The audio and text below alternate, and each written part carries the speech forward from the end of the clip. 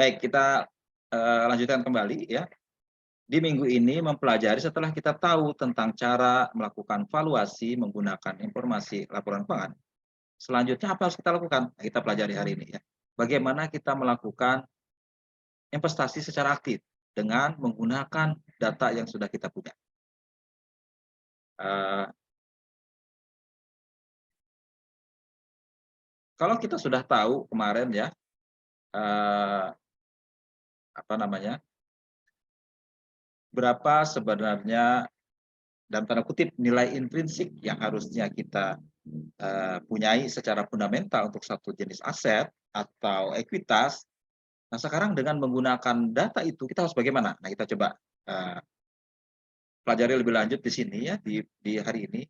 Bagaimana kita menggunakan data valuasi yang sudah kita hitung ya untuk melakukan investasi secara aktif ya, active investing ya. Apa itu active investing? Karena intinya adalah ada dua jenis investor, investor aktif, investor pasif. Investor pasif itu hanya mengikuti saja apa yang pasar tawarkan ya. Dia tidak secara aktif melakukan tugas dia menganalisis sepenuhnya nilai dari satu investasi. Mereka hanya mengikuti indeks saja atau bagaimana, tidak secara aktif melakukannya itu ya.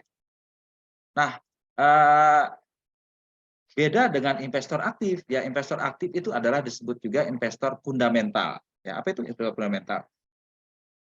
Dia memahami sesuatu dengan melihat apa dasar fundamentalnya yang terutama berpaku pada laporan keuangan ya. Jadi mereka melihat harga adalah apa yang harus kita bayar, sedangkan nilai itu adalah apa yang kita dapat ya. Jadi harga itu apa yang kita bayar, kalau nilai itu berapa yang kita dapat, apa yang akan kita dapatkan nantinya ya. Mereka mau cari tahu sebenarnya berapa ya yang kita dapatkan nanti dari investasi ini. Makanya kemarin kita pelajari ya, salah satu komponen utamanya adalah kita melakukan forecast ya, forecast perakiraan tentang apa yang akan nilai masa depan yang kita dapatkan ya. Forecast itu akan kita tambahkan dengan nilai yang sudah kita ketahui, yang nilai buku atau nilai laba. Nah, investor fundamental itu mereka memahami risiko utama dalam investasi adalah bahwa risiko itu membayar terlalu banyak. Kita membayar satu jenis investasi terlalu banyak, padahal tidak sebesar itu, ya. Tidak sebesar itu, risiko yang harusnya disesali oleh investor. Kenapa dia harus membayar sebesar itu, padahal harganya tidak sebesar itu? Atau justru menjual untuk harga yang terlalu sedikit, ya. Ini membeli, kemudian menjual untuk harga yang terlalu sedikit, padahal harga yang kita dapatkan sebenarnya bisa lebih dari itu. Nah, mereka itu yang mereka khawatirkan, bahwa apa yang mereka pertaruhkan dalam investasi tidak sesuai dengan nilai yang sebenarnya. Nah, mereka terus-menerus mencari. Mereka secara aktif melakukan tugasnya, yaitu menganalisis faktor-faktor fundamental tadi, ya, dengan tujuan mereka secara aktif menantang, challenge, ya, harga pasar itu, apakah harga pasarnya sudah wajar atau enggak. Jadi mereka punya basis yang kuat bahwa harga yang diperdagangkan ini sesuai apa tidak. Itulah yang dinamakan investor fundamental atau investor aktif. Ya. Ini juga yang mendasari apa yang dinamakan value investing. Ya. Ada salah satu aliran atau golongan dalam investasi yang dianggap sebagai value investing. Mereka yang mendasarkan dari nilainya, value-nya. Ya. Mendasarkan investasi dari nilai yang dia dapatkan. Jadi ini adalah sepaham dengan istilah value investing. Jadi proses investasi itu proses yang benar-benar aktif. Ya. Kita melakukan investasi bukan membeli surat berharga seperti beli lotre, bukan ya. Untung-untungan syukur dapat, kalau tidak ya tak apa-apa, itu namanya lotre, judi, spekulasi ya. Orang melakukan investasi secara aktif itu benar-benar mencurahkan tenaganya, kemampuannya, pikirannya untuk menganalisis apakah yang sudah saya tanamkan ini cocok atau tidak, cocok, wajar atau tidak. Nah itu ya. Ya jelas mereka harus punya keahlian yang cukup memadai, cukup canggih dalam hal menangkap faktor fundamental itu apa. Nah, tapi harus disadari juga ada beberapa hal yang mungkin salah paham dalam hal ini ya, misconception ya. tentang valuation itu sendiri. Ya.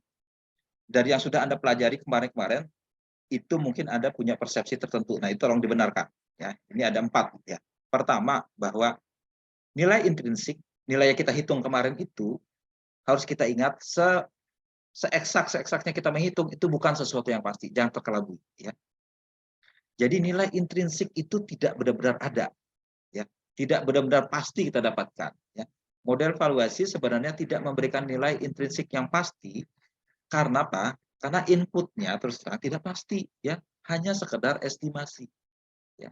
Kita kemarin membuat valuasi kan berdasarkan forecast. Forecast itu ya ramalan belum tentu terjadi. Ya. Jadi apa yang kita hitung murni sepenuhnya subjektif, subjektif karena berdasarkan estimasi. Harus hati-hati ya. Memang hitungannya dari cara rumus-rumusnya seakan-akan seperti orang teknik yang menghitung, tapi hati-hati, bukan ilmu pasti ya. Ilmu kita ini ilmu sesuatu yang bukan ilmu eksak.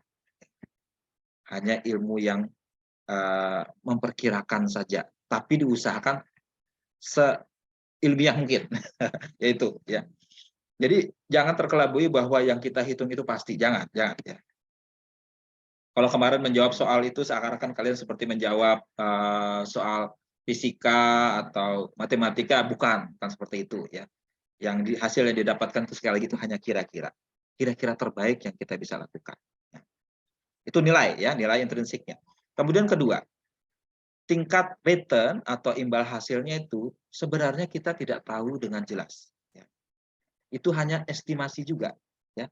Required rate of return itu kan hitung-hitungan kita ya, berdasarkan premi atas risiko yang mau kita ambil.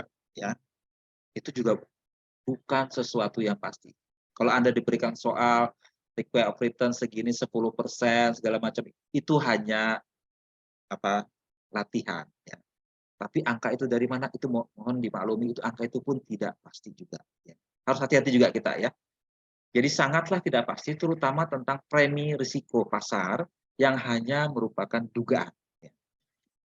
Kalau menurut CAPM ya, tadi barusan di kelas satunya saya mengajar manajemen portofolio ya, kita memberikan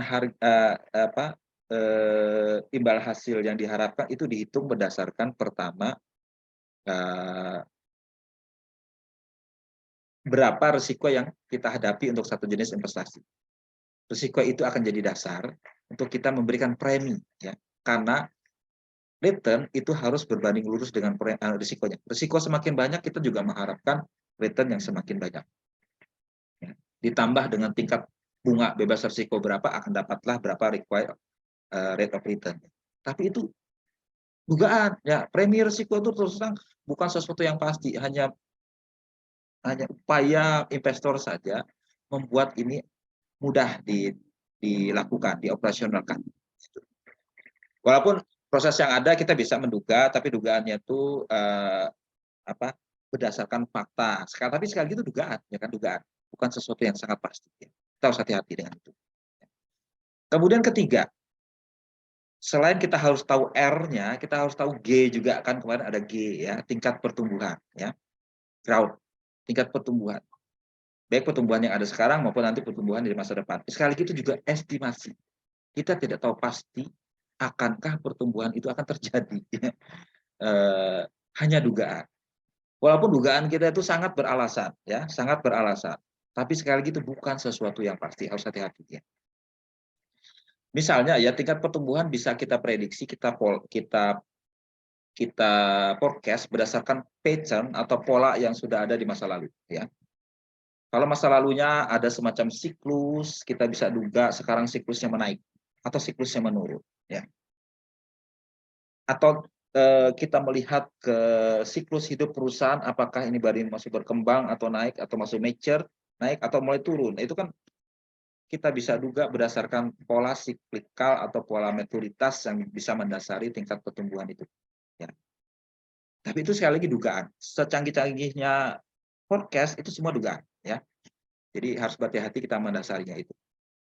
Terakhir ya, investasi itu adalah permainan, bukan permainan yang sifatnya seperti orang ilmu alam mencari rumus dan mendapat angka sebenarnya, bukan seperti itu ya.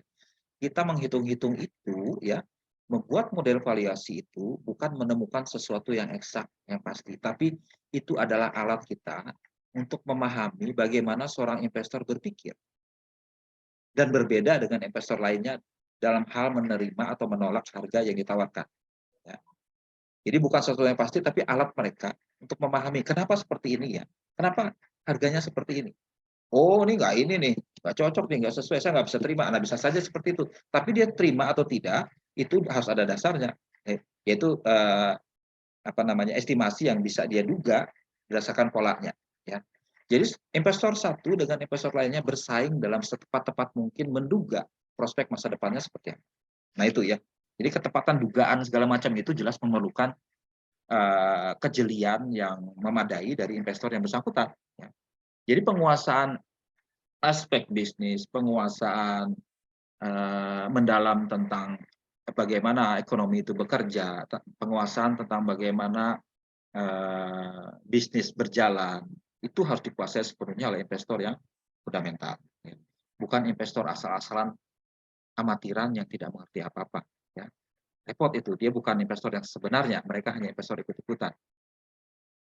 Investor yang aktif jelas mereka menggunakan dasar alasan yang benar-benar bisa diandalkan. Dan itu diharapkan dari Anda sekalian, ya Anda tuh sudah belajar kayak ini, diharapkan kalau berinvestasi juga memakai pola yang sama.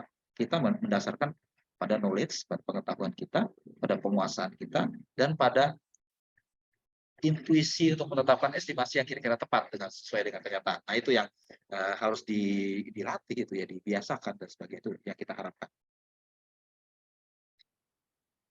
Baik, jadi ini miskonsepsi ya. Coba dipahami bahwa ini tidak sepenuhnya bukan ilmu pasti. Ya. Namun demikian ya, yang namanya investor ya di berusaha ya kan. Mau nggak pasti bagaimana, saya harus tetapkan berapa yang harus saya lakukan ini. Tetap dia mendasarkan itu. Ya. Nah sekarang ada berapa prinsipnya. Kalau memang demikian adanya, ya terus bagaimana seorang investor fundamental melakukan tugasnya? Nah ini ada berapa prinsip yang harus diingat. Pertama ya, kita akan menghindari main judi di sini ya. Kita tidak ingin berinvestasi itu main judi ya. Tapi berdasarkan pada penguasaan ilmu yang memadai. Pertama adalah kita jangan mencampurkan apa yang sudah kita tahu dengan spekulasi. Spekulasi itu ya duga-duga, kira-kira ya akan begini, akan begitu. Jangan dicampur. Ya. Pisahkan apa yang kita sudah tahu dan mana yang kita tidak tahu. Jadi jangan berspekulasi tentang tingkat imbal hasil atau tingkat pertumbuhan dalam valuasi. Kita tidak tahu berapa angka sebenarnya, tapi jangan campurkan apa yang sudah kita ketahui dengan yang tidak kita ketahui. Ya. Yang kita ketahui apa? Nilai berdasarkan laporan keuangan. Nah itu yang paling pasti ya. Nilai fundamental dari laporan keuangan. Nilai itulah akan menjadi pijakan kita karena itulah yang sudah kita ketahui. Walaupun itu historical sifatnya sudah yang lalu, tapi paling tidak itu titik pijak kita. Dan titik pijak ini jangan dicampur dengan hal-hal yang tidak kita ketahui. Gunakanlah model valuasi yang sudah kita pelajari tadi untuk menantang harga pasar berdasarkan apa yang sudah kita ketahui itu. Makanya kemarin ya, basic kita waktu belajar valuasi menggunakan accrual accounting, kita mendasarkannya itu pada dua ya. Bisa pada book value atau pada laba ya, earnings atau book value ya, nilai buku. Nilai buku diambil dari neraca, kalau earnings kita ambil dari laporan laba rugi. Gunakanlah itu sebagai hal basic untuk kita memperkirakan berapa ya. Itu ya. Nah, berarti gunakanlah tadi itu sebagai anchor ya, anchor dalam valuasi. Ya. Jadi nilai dari satu investasi itu adalah penjumlahan dari nilai berdasarkan yang sudah kita ketahui ditambah nilai spekulatif yang tidak kita ketahui. Ya, nilai spekulatif ini yang hal-hal lain yang lebihnya berapa yang dari prospek masa depan tadi ya. Jadi nilai spekulatif ini adalah gambaran investor tentang apa yang ia dapatkan di masa depan. Ini terus terang spekulatif, tidak bisa kita ketahui dengan pasti. Ya. Nah, seorang investor fundamental akan menanyakan apakah nilai yang diakibatkan oleh faktor fundamental, ya,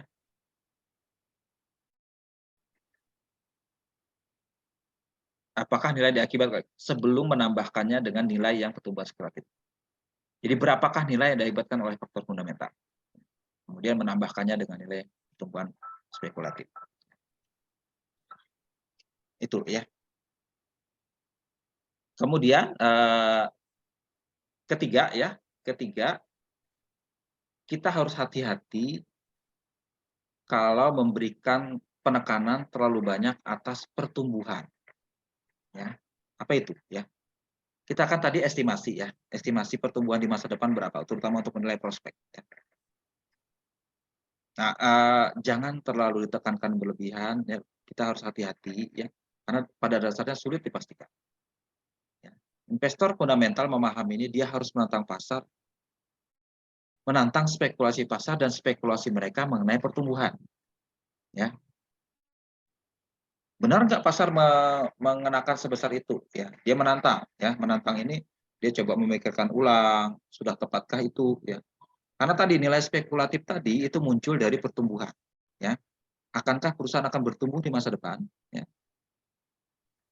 yang menyebabkan dia bertambah besar sehingga kita bisa memberikan premi atau kelebihan dari nilai anchor yang kita dapatkan. Nah, itu. Ya. Nah, itu yang prinsip utamanya. Nah, secara spesifiknya bagaimana kita melakukan itu, ya, kita tidak berangkat dari nilai yang kita hitung sendiri, ya. Karena kita tadi tidak yakin nilai kita pasti, ya. Sekarang gini saja deh, ya, caranya dibalik, ya. Jadi para ahli akuntansi terutama, ya, itu kan berangkat dari ini, mereka nggak berani, udah kita nggak berani begitu, tolong begini saja lah kita balik, ya. Kalau pasar mengenakan harga sebesar ini, apakah harga yang dikenakan pasar ini masuk akal? Dalam hal apa masuk akal? Dalam hal pertumbuhannya, ya. Berapa nilai pertumbuhannya atau berapa eh, rate of return yang mau diharapkan? Itu yang kita mau cari, ya. Apakah itu sudah tepat atau tidak? Itu harus kita bandingkan, ya kan? Nah, berarti kita melakukan pekerjaan dalam hal ini apa yang dinamakan reverse engineering, ya. Kita balik, ya. Berangkat dari harga pasar, kita balik ke formulanya semula, ya. Berapa sebenarnya G-nya, ya. G-nya itu tingkat pertumbuhannya itu. Jadi reverse engineering ini rekayasa terbalik. Itu biasanya dipakai engineering, ya, namanya engineering itu biasanya dipakai di ini di apa di pabrikan gitu, ya. Dulu waktu Jepang dan Cina, Jepang terutama waktu mereka mau menjadi negara industri besar, mereka meniru copycat produk-produk yang sudah dihasilkan di negara barat. Caranya apa? Mereka beli barang itu, dibongkar barang itu, dilihat satu-satu isinya apa, komponen-komponennya apa, partnya apa, dilihat satu-satunya, ditiru satu-satu itu. Jadi di barang akhirnya baru dia bongkar, baru dia rancang ulang dari sampai ke cetak biru atau blueprint-nya, berangkat dari barang yang ditiru tadi. Karena mereka tidak punya cetak birunya, mereka ambil saja barang jadinya, itu dibongkar, ya, dipelajari isinya. Nah, seperti itu juga analoginya, ya. Jadi penulis buku ini menggunakan istilah reverse engineering. Kita berangkat dulu dari harga pasar, kita rekonstruksi, ya. Rekonstruksi kenapa harga pasarnya sebesar ini. Kalau harganya sebesar ini berarti ada asumsi mengenai pertumbuhannya berapa. Nah, sekarang kita lihat-lihat apakah tingkat pertumbuhan itu masuk akal atau tidak. Nah, itu, ya. Jadi ketimbang kita memasukkan input ke dalam rumus valuasi yang kita pelajari kemarin, ya, untuk mendapatkan P atau nilai, ya, sebaliknya kita coba lakukan sebaliknya, yaitu kita kita dapatkan angka V-nya itu sama dengan P, ya. Value yang kita hitung anggaplah sama dengan harga pasar, ya. Terus kita cari inputnya berapa untuk mendapatkan apa asumsi pasar terhadap pertumbuhan dan rate of return yang digunakan, ya. Jadi kalau kemarin rumusnya adalah kalau value itu rumusnya kalau menggunakan harga buku, ya, itu nilai buku maksudnya, ya, BO itu book value, ya, sudah kita ketahui, ya kan, book value, ya. Itu sebagai dasar, sebagai anchor. Pertama tetapkan dulu, samakan saja value-nya dengan price-nya, ya. Anggap saja harga pasar ini adalah nilai sebenarnya. Nah, nilai sebenarnya berarti kalau kita balik ada asumsi G-nya di situ berapa, ya. Tetapkan V sebagai P, ya. Kemudian masukkan ke rumus, ya. Cari yang sudah kita ketahui, ya, book value-nya sudah kita ketahui, nomor 2. Nomor 3-nya kita asumsikan berapa perakiraan pasar, ya. Ini mungkin bisa didapat dari beberapa data secara pasar konsensus orang, ya, tentang berapa residual earning yang kita dapatkan di masa depan, ya. Ini kan sisi spekulatifnya kan, sebelah sini sisi nilai buku sebenarnya, ini nilai spekulatifnya. Nah, nilai spekulatifnya ini berapa sebenarnya? Misalnya ya, harganya 100 ya. Dari book value kita tahu 50, berarti 50 tambah 50, 50-nya lagi yang satunya adalah nilai spekulatif. Nilai spekulatifnya kita coba urai satu-satu. Dari mana dapatnya ini? Ya. Kalau kita masukkan rumus seperti ini, berarti residual earning dibagi dengan tingkat pertumbuhannya. Tingkat pertumbuhan didapat dari berapa rate of return dikurangi tingkat pertumbuhan G-nya tadi. Ya. Kita masukkan nilai hasil perakiraan atau forecast-nya berapa, kemudian nah kita hitung balik. Ya. Anggaplah kita sudah tahu tentang expected return. Ya. Tinggal kita masukkan rumus ini, jadi rumus kita balik semua dapat G-nya berapa. Nah, G inilah yang kita lihat apakah G-nya ini cukup masuk akal atau tidak. Nah, jadi ada dua hal yang harus kita cari dari hasil pembalikan rumus tadi itu, G-nya dan R-nya, ya, rho dalam bahasa Yunani ini rho atau R dalam rate of return artinya ya, atau expected return dalam hal ini. Ya. Jadi pertama, kalau kita menantang pasar itu dari hasil kita membalik rumus tadi itu adalah memahami apa forecast oleh pasar atas pertumbuhan dan mempertanyakan apakah tingkatannya terlalu tinggi atau terlalu rendah. Misalnya ya, pasar ternyata mengenakan tingkat pertumbuhannya 5%. Dari hitung-hitungan kita tuh, kita balik angkanya dapat G-nya 5%. Persen ini cukup masuk akal atau tidak sih untuk perusahaan ini? Ya. Ya, kita berpikir jadinya bila pertumbuhan sulit tercapai, maka disimpulkan bahwa saham itu akan berisiko terlalu mahal nih. Kita membayar terlalu banyak. Pertumbuhan ke depan nggak sebesar itu kok. Bukan 5%, 2% saja. Kalau kita masukkan 2%, jelas ketemu kan nilai intrinsiknya yang tanda kutip ya, nilai intrinsiknya berapa. Kita akan dapat memperoleh peluang imbal hasil yang besar bila tingkat pertumbuhan yang tersirat itu lebih rendah. Itu ya.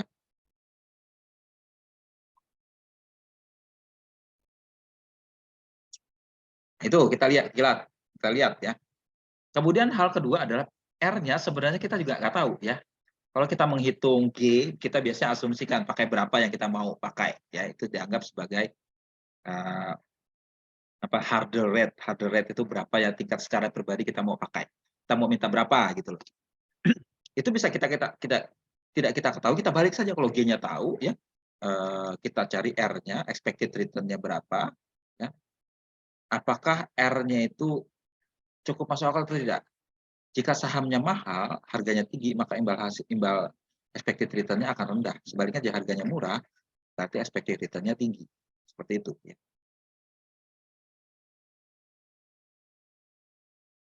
Itu bisa menilai apakah itu masuk akal tidak. Nah ini contoh, tadi di buku ada dikasih contoh, itu perusahaannya kalau nggak salah Google ya, Google waktu dia menaksir atau menantang harga pasar Google berapa. Nah, berangkat dari contoh tadi ya kan, Google itu diperdagangkan di harga 535. 535. 535 ini cukup masuk akal atau tidak? Harus kita tantang ya. Cara pertama disarankan kita masukkanlah 535 sebagai value sebenarnya ya. Kemudian apa yang kita tahu? Nilai bukunya. Kita tahu nilai bukunya per lembar saham hanya sebesar 143.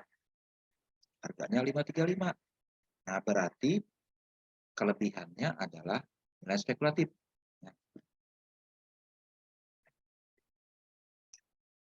Nah, nilai spekulatif terdiri dari, kalau kita pecah ya, ada sebenarnya nilai spekulatif yang bisa kita duga ya dengan mengeluarkan faktor pertumbuhannya. Kalau kemarin kita pelajari, kalau asumsinya pertumbuhannya 0 setelah tahun sekian. Nah, itu berarti no growth valuation, ya kan? Tidak ada lagi bertumbuh setelah tahun itu, berarti ya tidak ada nilai spekulatif tambahan selain yang secara jangka pendek diprediksi, ya kan? Biasanya forecast kita hanya 2, 3 atau 5 tahun maksimal. Nah, untuk 2, 3, 5 tahun ini berapa sebenarnya nilai yang dikenakan oleh investor? Itu bisa kita telusuri, ya.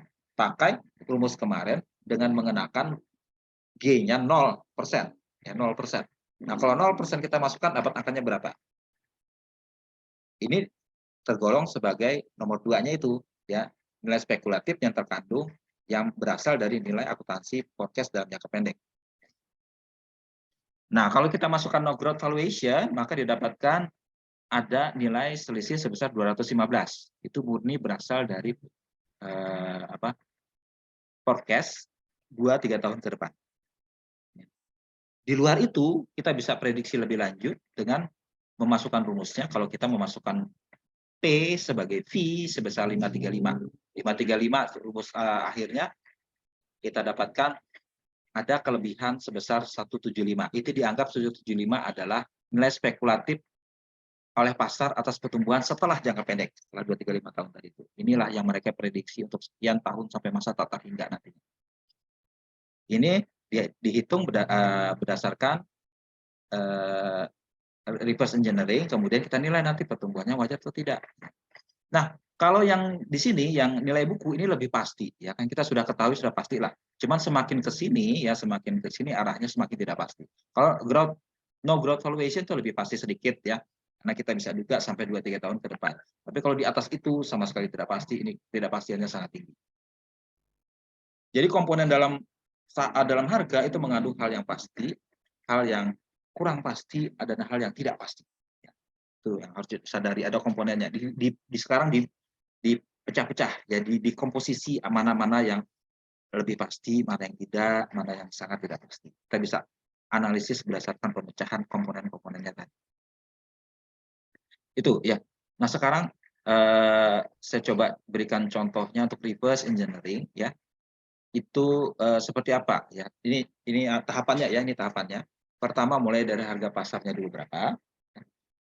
Itu sebagai pijakan kita awal. Kemudian kita nilai berapa yang sudah kita ketahui berdasarkan nilai fundamental dari laporan keuangan. Kemudian selisihnya itu adalah merupakan nilai spekulatif. Ya. Pisahkan mana yang relatif kita ketahui kalau G-nya 0 dan G-nya pastinya berapa. Ya. Tepatnya berapa yang digunakan sebagai dasar pasar memperkirakan. Kita hitung cari tingkat pertumbuhan menurut pasarnya berdasarkan nilai spekulatif tadi. Kemudian kita pakai nilai pertumbuhan yang kita dapatkan ini sebagai perbandingan berdasarkan kriteria tertentu, apakah kita bisa memutuskan menerima atau menolak tingkat pertumbuhan pasar tersebut. Nah, seperti itu ya. Nah, ini ya. Ini ada contoh yang Google tadi itu ya. Ini saya reverse ya, saya reverse. Pertama mulai dari harga pasar, gunakanlah 535 sebagai pijakan awal. Ya, kita bandingkan dengan nilai yang sudah kita ketahui, 143,92. Ya. Berarti selisihnya adalah nilai spekulatif.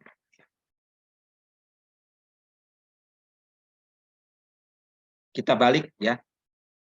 Setelah kita mengurangi nilai spekulatif yang kita ketahui berdasarkan forecast ya, yang 1 dan 2 ini ya, kita memperkirakan yang lapis ketiga tadi itu, yang lapis ketiga ini. Lapis ketiga ini. Ya. Lapis ketiga di atas ini ya. Kita anggap itu sebagai future continuing value. Kemarin kalau waktu kita menghitung adanya CP ya, continuing value nilai setelah tahun forecast kita lewat ya, lewat ke atas sana itu CP. Future continuing value ini berapa sebenarnya yang mau kita dapatkan? Nah, kita hitung ya dari situ. Nah, kalau kita memakai memakai pola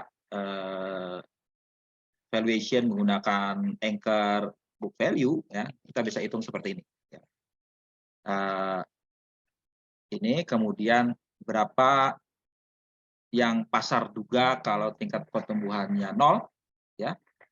Kita masukkan saja rumus seperti kemarin ya kan. Ini kita dapatkan return of common equity sebesar ini ini hanya melakukan 2 tahun saja ya. Dia hanya prediksi untuk 2 tahun ke depan. Kemudian biaya modal yang kita gunakan anggaplah 10%, maka eksesnya sebesar ini kita gunakan ke book value akan dapat residual earning-nya. Nah, residual earning kita tarik di masa sekarang berapa? Di nilai kininya. Totalnya residual earning-nya 35 ya. 35 ditambah 143 itu berarti 179. Itu adalah nilai setelah kita memasukkan yang kita bisa duga untuk 2 tahun ke depan. Setelah 2 tahun ke depan gimana? Nah, itu spekulatif ya. Spekulatif kita kurangkan saja ya. 135 dikurangi yang sudah kita ketahui 179 didapat 53 355. Nah, 355 ini yang kita coba pecah lagi ya. Coba pecah lagi dari mana asalnya ini. Ya inilah di reverse, dibalik ya. Ini 355 ini nilai sekarang. Nilai 2 tahun mendatang kita tarik lagi pakai future value ya, future value 10%, 355 sekarang itu 2 tahun mendatang nilainya adalah 429,94. Ini future continuing value ya. Nah, ini kita balik ya, rumusnya kita balik ya. Berapa G-nya? Kalau kita ketahui continuing value-nya berapa, R-nya kita ketahui 10%, berapa sebenarnya G-nya. Nah, ini ada rumus yang saya coba carikan rumusnya. Ini dibalik saja, rumus yang di depan ini dibalik ya, rumus yang ini kita balik ya, sehingga mendapatkan rumus seperti ini. G dapat dari nilai sekarang dikalikan R-nya dikurangkan residual earning ya. Sorry, ini saya salah menulisnya ya. RE bukan ER. Residual earning ya, residual earning. Kalau kita masukkan 429 itu adalah continuing value-nya dikalikan 10% dikurangi residual earning pada tahun residual earning ini ya. Ini 21,76 residual earning pada saat itu. Dibagi residual earning ditambah continuing value-nya. Dapat 4,7%. Nah, berarti pasar memakai asumsi bahwa perusahaan ini akan bertumbuh 4,7% sejak tahun ketiga dan seterusnya, 4,7%. Nah, sekarang 47% ini kita tantang, benarkah sebesar itu?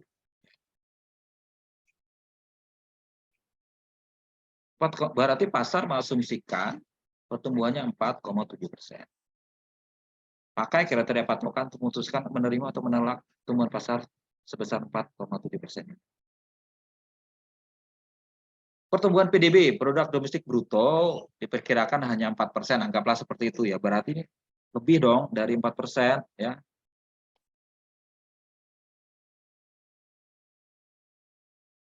Kalau lebih dari 4% mengindikasikan bahwa perusahaan menunjukkan pertumbuhan luar biasa dibanding perusahaan lainnya. Apakah demikian? Nah, kita bisa tinjau lagi, kita lihat lagi ya.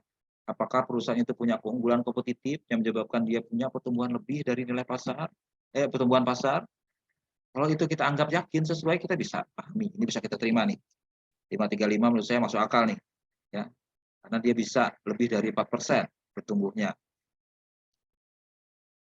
Nah, itu berarti kita harus memahami betul aspek strategi perusahaan, aspek kinerja perusahaan, keunggulan bersaing dia, yang competitive advantage-nya seperti apa ya. Ini kebetulan Google memang dia punya keunggulan. Ya, sampai sekarang pun dia bertahan sebagai salah satu perusahaan teknologi yang cukup menguasai. Kuliah kita saja tidak mungkin berjalan kalau Google nggak main. Saya dapat bahan kan dari Google juga ya. Tuh. Nggak 4,7% itu wajar atau tidak? Kalau saya kebetulan terima nih, 4,7% wajar menurut saya. 535 cukup masuk akal menurut saya. Ya. Oke, saya mau beli 535. Oke. Kalau kita yakin 4,7 sesuai sama harapan kita. Nah, disitulah ya. Tapi ada orang yang nggak yakin, ya kan? Wah, kemahalan ini. Dia nggak 4,7 ini. 3 pun sulit. Mungkin ya. Karena dia skeptis. Dan dia beda, dia pendapat dia beda, terserah dia berapa. Ya. Karena dianggap ini kemahalan, dia nggak mau beli. Ya. Atau ada orang lain berpendapat, dia sebenarnya nggak 4,7, 5 dia paling tidak nih, 5%. Berarti murah dong kalau menurut dia 5%. Ya. Tuh, ya. Ya.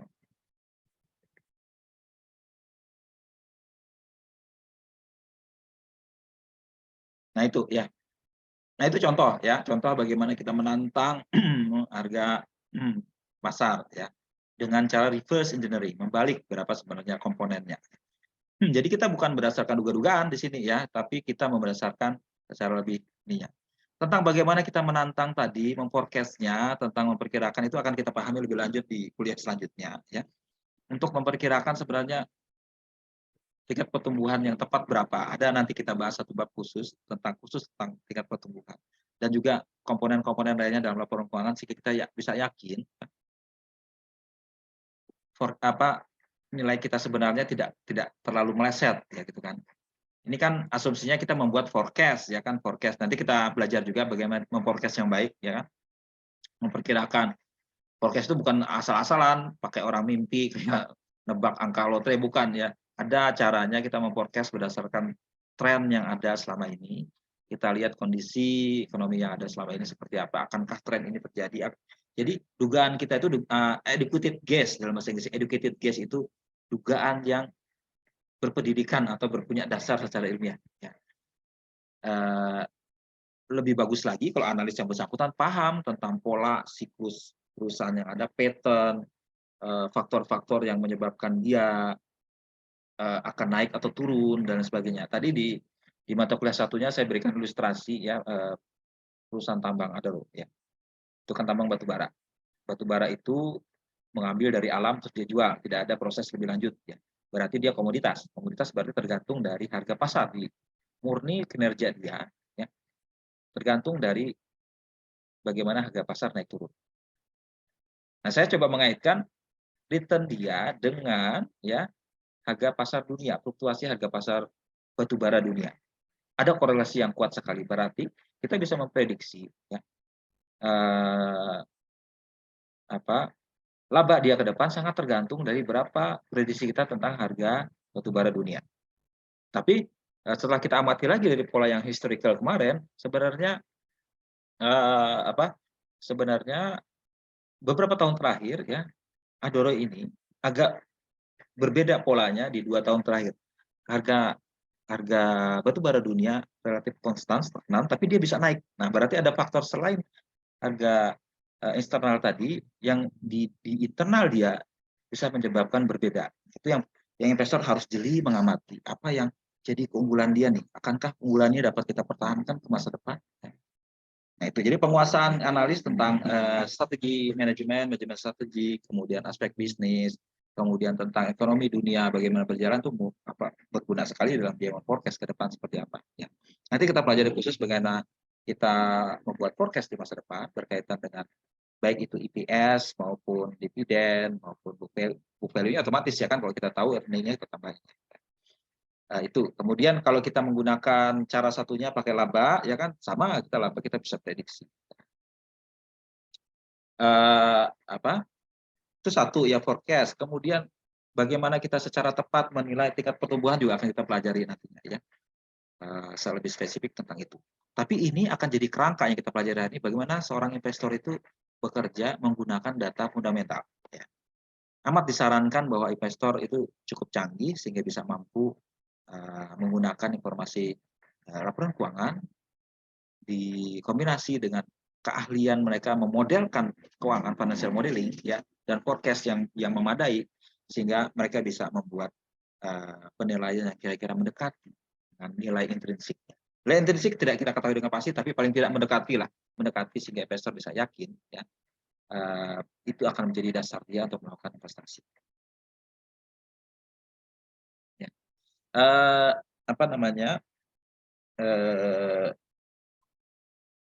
Beberapa ahli keuangan ya dulu punya asumsi ya, pasar itu efisien ya. Tidak mungkin kita dapat untung besar hanya menggunakan informasi di harga maupun informasi menyangkut fundamental. Tapi itu ditantang belakangan, nggak bisa itu, ternyata dalam kenyataan pasar efisien itu tidak terjadi. Karena tetap ada saja ya, investor tidak sepenuhnya bisa memahami faktor fundamental itu. Berarti sekarang ya, keuntungan lebih bisa kita dapatkan sebenarnya ya, kalau kita secara konsisten menggunakan kejelian kita dalam menilai prospek bisnis itu sebenarnya seperti apa. Nah, itu ya dasar yang orang gunakan untuk value investing, ya, investasi berdasarkan nilai. Ya, itu. Akankah kalau semua orang pintar, semua investor akan menemukan harga yang sama? Ya, itu pertanyaan empiris sebenarnya ya, masih kita cari tahu. Saya belum bisa jawab juga. Kalau semua orang pintar, Pak, menggunakan cara seperti ini, akankah kita dapat keuntungan lebih karena semua orang menghitungnya sama? Ya, sejauh ini ya ada saja investor yang tidak terlalu ini ya, tidak terlalu rasional, ya orang menyebut rasional. Karena sebagian besar investor itu berperilaku kadang-kadang tidak secara fundamental, ya. Itu yang dinamakan behavioral finance, ya. Nanti ada khusus di mata kuliah satunya kita pelajari, dan kita akan pelajari di mata kuliah lain, ya di Maksi di mata kuliah lain. Kalau di MM nanti kita pelajari di mata kuliah General Portfolio sedikit mengenai itu, bahwa sebenarnya sebagian besar investor, namanya manusia, terus terangnya nggak bisa rasional terus-terusan.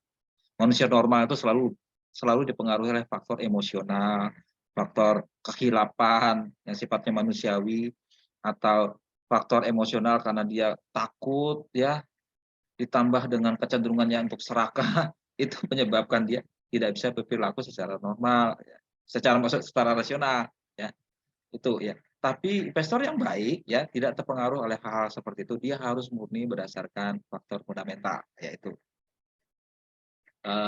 jangan suka terpengaruh kayak kambing ikut-ikutan orang lari masuk jurang dia ikut juga, jangan seperti itu ya. Dia kalau memang kukuh berpendapat bahwa faktor fundamental penting, dia harus yakin akan itu. Walaupun tadi kita tidak yakin sepenuhnya itu pasti, tapi kita harus mendasarkan pada sesuatu yang kita bisa yakini secara ilmiah. Ya. Itulah penguasaan kita tentang aspek ilmiah akan membantu dalam hal ini. Ya. Oke, ini topik yang berat, ya. Topik yang berat, saya nggak mau menambah-nambahnya dengan topik di bab lain, makanya saya khususkan saja hal ini untuk hari ini seperti itu. Oke, nanti kita latihan, ya, latihan mengerjakan ini seperti apa. Nanti akan saya berikan soal latihannya untuk sama-sama nanti kita diskusikan di pertemuan mendatang. Jadi pada intinya seperti itu, ya. Dalam bagaimana seorang secara aktif menemukan nilai yang dia bisa tantang di pasar. Dan apa namanya, kalau investor bisa membuat rankingan berdasarkan G-nya ini, atau dia bisa membuat screening, ya, screening. Di awal kuliah kemarin ada perusahaan metode di mana investasi bisa dilakukan dengan meranking dia berdasarkan misalnya price to book ratio, price to earning ratio, ya, atau IPS-nya berapa, ya. Tapi itu saya lagi disarankan tidak dipakai karena jangan memakai ukuran harga, pakailah ukuran lain yang lebih mengena. Nah, disarankan sama penulis ini kita bisa membuat screening, ya, dalam rangka kita memutuskan kita mau investasi apa tidak di saham itu berdasarkan tingkat G-nya berapa, ya. Tingkat G kalau kita reverse engineering seperti ini, kita dapat nanti G tiap perusahaan yang mau kita sasar berapa. Nah, apakah G itu cukup masuk akal? Nah, itu bisa kita nilai dari situ, ya. Mana yang paling masuk akal, mana yang tidak.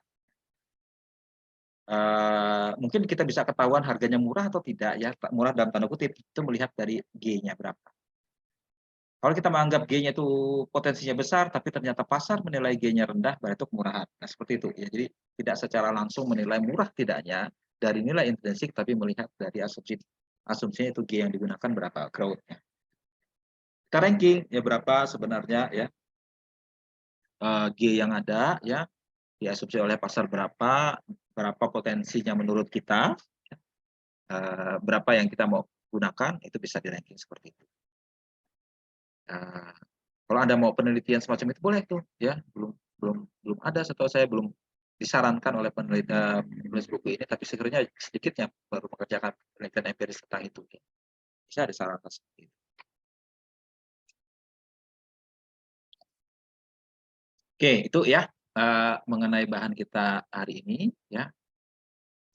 Adakah pertanyaan lebih lanjut?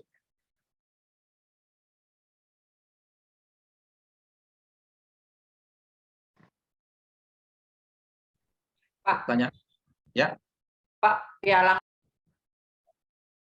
Apa tadi pertanyaan?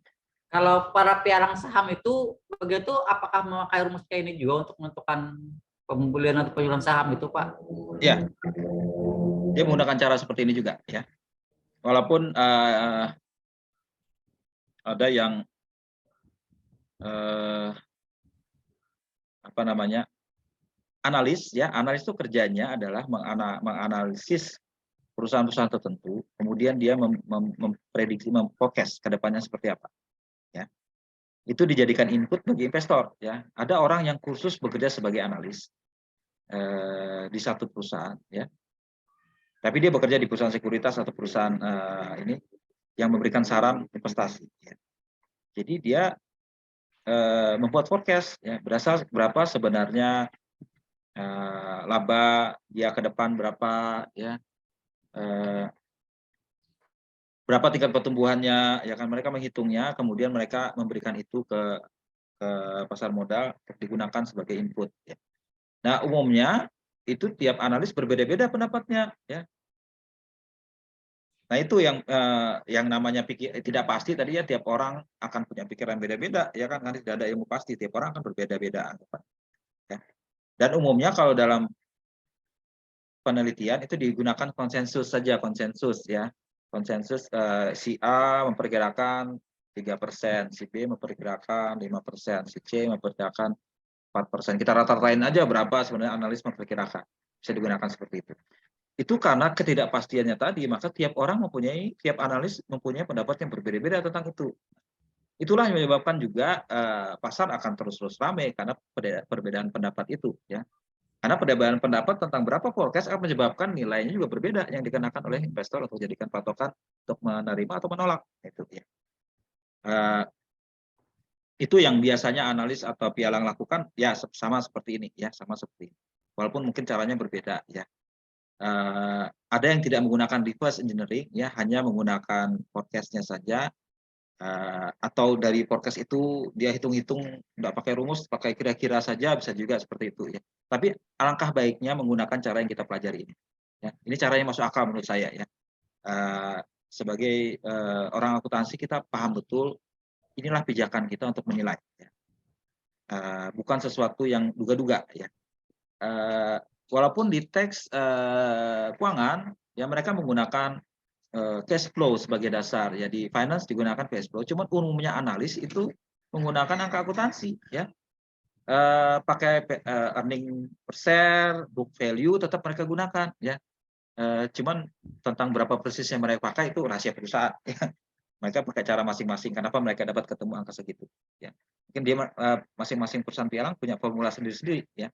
Yang kita pelajari ini adalah formula yang ditangkap oleh peneliti tentang hal yang harusnya adalah seperti ini, ya. Itu yang secara masuk akal bisa kita gunakan seperti itu. Ya. Mereka punya formula sendiri yang mungkin tidak diungkapkan ke publik, ya. Ada cara-cara sendiri, ya. Bahkan ada namanya hedge fund. Hedge fund itu yang mengelola dana publik adalah salah satu hedge fund yang paling sukses. Dia nggak pernah ceritakan bagaimana formula dia melakukan itu. Ya. Dia anggap itu rahasia perusahaan yang benar-benar dia jaga. Bahkan orangnya itu harus diikat sampai mati, nggak boleh keluar. Ya nggak apa-apa, ikatannya golden kok, ya. Sekian persen dari itunya mereka nggak boleh ceritakan. Itu dia memakai teknik statistik kuantitatif. Ya. Dia kebetulan orangnya itu ahli matematika, kuantitatif. Entah bagaimana caranya dia menganalisis matematian, ya, ketemu formulanya. Ya. Dan dia termasuk hedge fund yang paling sukses, ya, karena hampir mendekati berapa digit itu tingkat keuntungan dia. Dan itu nggak pernah dibuka ke publik karena dia rahasia perusahaan dia. Kita sebagai orang akuntansi tentu saja tidak bisa seperti itu. Kita tidak punya keunggulan khusus dalam hal statistik kuantitatif, tapi kita bisa. Saya pikir ini cukup masuk akal yang kita pelajari ini berdasarkan basic pengetahuan kita di bidang akuntansi dan keuangan. Ya. Memang forecast-nya itu juga bukan sesuatu yang pasti, ya kan? Nah itu makalah di depan tadi kita harus hati-hati. Yang kita gunakan bukan sesuatu yang pasti. Jangan kita terjebak sehingga terjebak menganggap ini sebagai ilmu pasti, bukan, ya, seperti itu. Kalau ada bedanya kita dengan orang-orang kuantitatif tadi itu, mereka tidak memahami bisnis secara penuh. Mereka bukan orang bisnis, mereka orang matematika yang mencoba masuk ke keuangan, ya. dia pakai rumus-rumus tertentu, pakai ini segala memperkirakan probability dan segala macam, ya bisa seperti itu. Ya. Kita lebih punya basic yang kuat dibanding mereka karena kita berangkat dari bisnis yang kita kuasai untuk menilai bisnis juga, bukan menganggap itu sebagai objek angka semata, ya, tapi murni itu adalah bisnis. Jadi kalau kita menjadi investor yang baik, sebaiknya kita menguasai bisnisnya. Investor aktif yang baik itu bukan membeli saham, membeli lembar itu, dia membeli bisnis sebenarnya. Yang namanya membeli bisnis kita harus paham ya bagaimana bisnis itu yang baik dijalankan seperti apa, apakah dia mampu meningkatkan keunggulannya dan sebagainya. Orang bisnis lah yang punya dasar yang masuk akal untuk itu. Ya itu ya yang ini. Kira-kira seperti itu Pak Isur. Oke, mudah-mudahan ini jadi basis kita kalau Anda berminat jadi investor ya. Ini bisa digunakan ilmu ini ya. Ada yang berminat jadi mendapatkan passive income, financial freedom dan sebagainya. Tapi Listi masihlah melajari Pak. Ya, Kualitas Listi masihlah pasar saham ada. masih ada galeri saham. Galeri saham. Kita mau. Saya nggak punya waktu, saya sebenarnya pengen ngajak klub gitu loh, kalau kita sama-sama pakai ini, kalau ada duit lebih kita mainkan di situ, gitu kan. Masa nggak punya waktu. Nah, kedepannya saya juga pengen gitu mengembangkan, ya kan, apa namanya, semacam ya hasil riset gitu kan kita tawarkan gitu, mau dikembangkan seperti ini. Ya kan. Apa yang sudah kita pelajari saya pikir berguna sekali kalau Anda sekali mengembangkan bagaimana mengoptimalkan investasi yang baik. Ya kan. Di negara berkembang terus terang ya tingkat return itu lebih tinggi dari negara maju. Kenapa? Karena kita mempunyai risiko yang tinggi juga ya. Itu potensi yang mau kita manfaatkan.